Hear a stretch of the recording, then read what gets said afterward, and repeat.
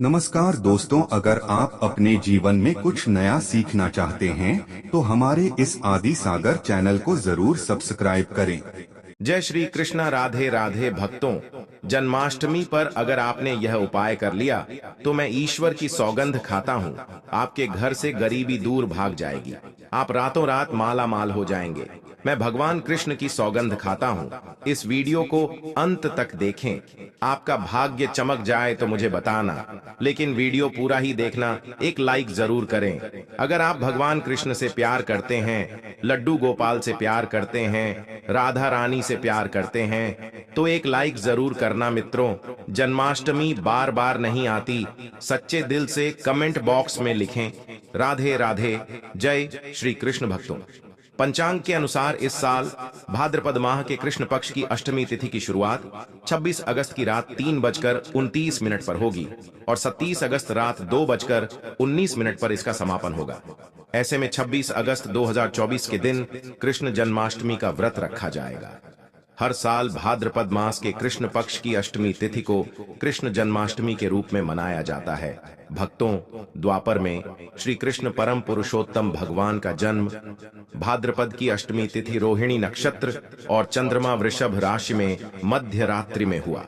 उनके जन्म लेते ही दिशाएं स्वच्छ व प्रसन्न एवं समस्त पृथ्वी मंगलमय हो गई थी और विष्णु के अवतार श्री कृष्ण के प्रकट होते ही जेल की कोठरी में प्रकाश फैल गया।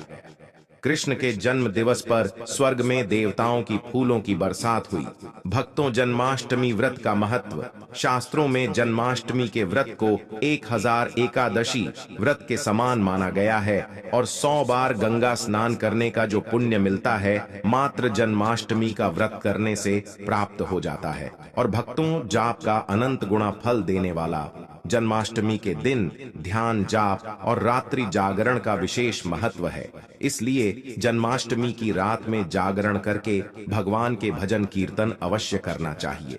मित्रों, भविष्य पुराण में इस व्रत के संदर्भ में उल्लेख है कि जिस घर में यह कृष्ण जन्माष्टमी का व्रत किया जाता है, वहां अकाल मृत्यु, गर्भपात, किसी भी मां के बच्चे गर्भ में नहीं मरते, गर्भ ठहरता है, वैधव्य, दुर्भाग्य तथा कलह नहीं होती। जो एक बार भी इस व्रत को करता है, उसे श्री क का आशीर्वाद प्राप्त होता है। वह प्राणी संसार के सभी सुखों को भोग कर विष्णु लोक में निवास करता है। भक्तों, अब बात कर लेते हैं जन्माष्टमी पूजन विधि की। हिंदू धर्म में भगवान श्री कृष्ण की पूजा सभी संकटों से निकालकर सुख, समृद्धि और सौभाग्य का वरदान देने वाली मानी गई है। जन्माष्टमी के दिन प्रातः जल्दी उठकर स्नान आदि से निवृत्त होकर स्वच्छ वस्त्र धारण करें। इसके बाद पूर्व या उत्तर की ओर मुख करके व्रत का संकल्प ले। अगर नॉर्थ ईस्ट में भगवान कृष्ण को लगाया जाए तो आप अपने जीवन में धर्म युद्ध में खड़े हैं, कर्म क्षेत्र में खड़े हैं, तो वहां आपकी जीत सुनिश्चित है और आपकी जितनी भी परेशानियां हैं उन्हें कन्हैया दूर कर देते हैं। माता देवकी और भगवान श्री कृष्ण की मूर्ति या चित्र पालने में स्थापित करें और भक्तों, पूजन में देवकी, वासुदेव, बलदेव, नंद, यशोदा आदि देवताओं के नाम जपे। रात्रि में 12 बजे के बाद श्री कृष्ण का जन्मोत्सव मनाएं। भक्तों, जन्माष्टमी पर कृष्ण कन्हैया को पीले चंदन या फिर केसर का तिलक जरूर लगाएं। साथ ही साथ उन्हें मोर का मुकुट और बांसुरी जरूर अर्पित करें।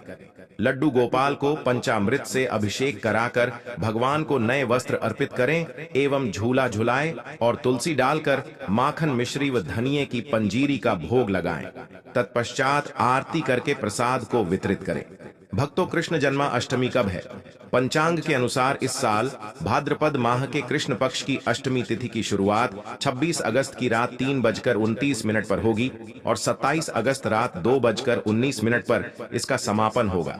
ऐसे में 26 अगस्त 2024 के दिन कृष्ण जन्माष्टमी का व्रत रखा जाएगा। कृष्ण जन्माष्टमी की पूजा मध्य रात्रि की जाती है, इसलिए इस साल भगवान श्री कृष्ण का जन्मोत्सव 26 अगस्त 2:04 सोमवार को मनाया जाएगा। भक्तों, चलिए जानते हैं जन्माष्टमी पर श्री कृष्ण की जन्म कथा। मित्रों, जन्माष्टमी की यह कथा चुपके से भी सुनने से समस्त तकलीफें, बीमारियां सब समाप्त हो जाती हैं और पितृदोष, मंगल दोष काल, सर्प दोष, क्षण दोष तुरंत ठीक हो जाते हैं। और भक्तों, इस कथा को बीच में नहीं छोड़ी जाती, इसीलिए इस कथा को बीच में ना छोड़े, पूरी अवश्य सुने।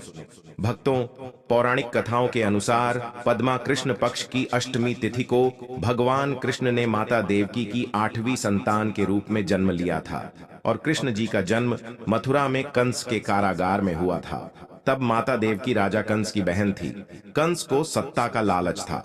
उसने अपने पिता राजा उग्रसेन की राजगद्दी छीनकर उन्हें जेल में बंद कर दिया था और स्वयं को मथुरा का राजा घोषित कर दिया था। राजा कंस अपनी बहन देवकी से बहुत प्रेम करते थे। उन्होंने अपनी बहन का विवाह वासुदेव से कराया था, लेकिन जब वह मां देवकी को विदा कर रहा था, तभी एक आकाशवाणी हुई कि देवकी का 8वां पुत्र कंस की मौत का कारण बनेगा। यह सुनकर कंस डर गया। उसने तुरंत अपनी बहन और उनके पति वासुदेव को जेल में बंद कर दिया और उनके आसपास सैनिक और पहरेदारी लगा दी। कंस अपनी मौत के डर से देवकी और वासुदेव के 7 संतानों को मार चुका था। कृष्ण जी का जन्म इसके बाद भाद्रपद माह कृष्ण पक्ष की अष्टमी तिथि को, रोहिणी नक्षत्र, अंधेरी रात में भगवान कृष्ण ने देवकी की 8वीं संतान के रूप में जन्म लिया। श्री कृष्ण के जन्म लेते ही कोठरी प्रकाश में हो गई और आकाशवाणी हुई कि विष्णु जी ने कृष्ण जी के अवतार में देवकी के यहाँ जन्म लिया है। उन्हें गोकुल में बाबा नंद के पास छोड़ आए और उनके घर एक कन्या जन्मी है, उसे मथुरा लाकर कंस को सौंप दे। आकाशवाणी सुनते ही वासुदेव के हाथों की बेड़ियां खुल गई। सभी पहरेदार सोने लगे।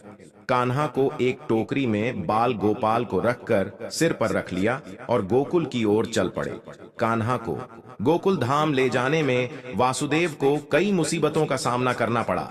यमुना नदी कृष्ण जी के चरणों को स्पर्श करने के लिए उफान पर आ गए, लेकिन चरण स्पर्श के बाद वह फिर से शांत पड़ गए और बाल गोपाल को बाबा नंद के पास छोड़ आए और गोकुल से कन्या को लेकर वापस लौट आए और जेल अपने आप बंद हो गया और उनके हाथों में हथकड़ी लग गई। तब भक्तों, कन्या के रोने की आवाज सुनते ही सभी पहरेदार उठकर कंस को बताया। तब कंस बंदी गृह आया। वह कन्या को देवकी और वासुदेव की 8वीं कन्या समझ उसे मारने चला, लेकिन वह आकाश में उड़ गई और फिर से आकाशवाणी हुई कि कंस को मारने वाला अब इस दुनिया में पैदा हो चुका है। बाबा नंद और उनकी पत्नी मां यशोदा ने कृष्ण जी का पालन पोषण किया। राजा कंस ने कृष्ण जी का पता लगाकर उन्हें मारने की खूब कोशिश की, लेकिन कंस की सारी कोशिशें विफल हुईं और कृष्ण जी को कोई मार नहीं सका। अंत में श्री कृष्ण ने कंस का वध किया। राजा उग्रसेन को फिर मथुरा की राजगद्दी सौंप दी। इस तरह से जन्माष्टमी के व्रत कथा पूरी हुई। भक्तों, आगे बढ़ने से पहले कमेंट बॉक्स में अपनी राशि भी डाल दीजिएगा। यदि हमारे पास कोई उपाय होगा तो वह आकर हम आपके कमेंट का रिप्लाई में बता देंगे। भक्तों, आप जन्माष्टमी पर भूलकर भी ना करें। यह गलतियां तुलसी को लेकर ना करें। यह गलती जन्माष्टमी के दिन भूलकर भी तुलसी की पत्तियां तोड़ने से बचना चाहिए। दरअसल शास्त्रों में कहा गया है कि कृष्ण भगवान विष्णु के अवतार हैं और उन्हें तुलसी अति प्रिय है। ऐसे में इस दिन तुलसी की पत्तियां नहीं तोड़नी चाहिए। जन्माष्टमी से पहले आप तुलसी तोड़कर रख लें। बिना तुलसी के जन्माष्टमी का पर्व अधूरा है। भगवान कृष्ण किसी भी ऐसे भोग को स्वीकार नहीं करते जिसमें तुलसी पत्र ना पढ़ा हो। ऐसा भोग पाप के समान होता है, जहरीला माना जाता है। और चावल खाना, यह बात तो सभी जानते हैं कि एकादशी के दिन चावल नहीं खाने चाहिए, लेकिन बहुत ही कम लोग जानते हैं कि जन्माष्टमी के दिन भी चावल को खाना वर्जित होता है। मित्रों, चाहे आप व्रत रखें या ना रखें, लेकिन जन्माष्टमी के दिन चावल खाना शुभ नहीं माना जाता और तामसिक भोजन जन्माष्टमी के दिन तामसिक भोजन वर्जित माना जाता है। ऐसे में इस दिन मांस, मदिरा, प्याज और लहसुन नहीं खाना चाहिए। भक्तों, इस दिन गलती से भी लहसुन प्याज का खाना कभी मत बनाना, क्योंकि राहु केतु के कारण ही लहसुन प्याज की उत्पत्ति हुई है और भगवान विष्णु और राहु केतु के बीच में भीषण शत्रुता होती है। भगवान कृष्ण के लिए सभी भक्त एक समान होते हैं। ऐसे में इस दिन किसी भी व्यक्ति का अनादर करने से बचना चाहिए।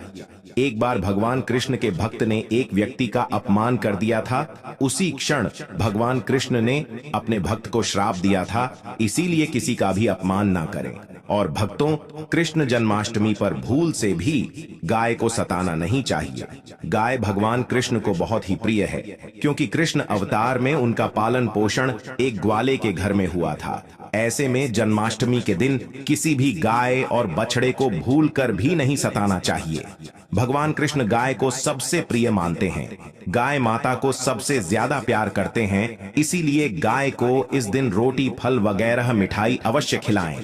और दोस्तों, जन्माष्टमी के दिन केवल सात्विक खाना खाएं। जन्माष्टमी व्रत में दूध और दही जरूरी है।